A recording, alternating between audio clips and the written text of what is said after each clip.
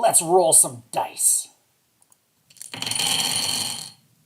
So let's roll 100,000 sets of dice. Now I've normalized these curves so you can see them all at the same time.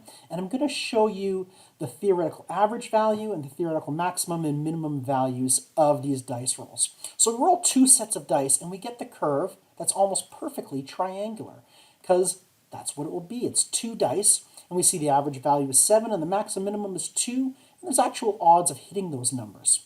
Now, when we roll 20 sets of independent events, or 20 sets of dice, we get this blue curve.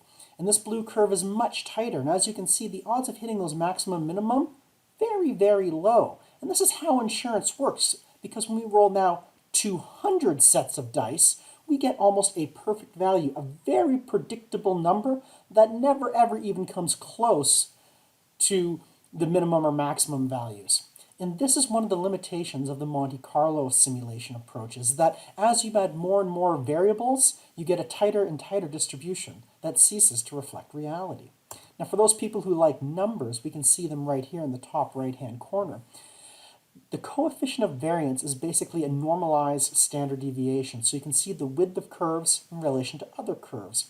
And as we start with 2 dice, we go at 35%. And we go to 200 dice, and it becomes 3%, a curve that is 10 times as tight. Now, if you want to know the average of hitting the maximum or minimum, with 2 dice, it's 1 divided by 6 to the power of 2, or 1 in 36. For 200 dice, it's a tiny, tiny number.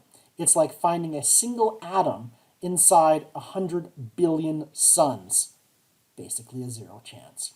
And so this is how insurance works, and this is a lesson of how uncorrelated variables actually make Monte Carlo simulations ineffective and fail to reflect reality.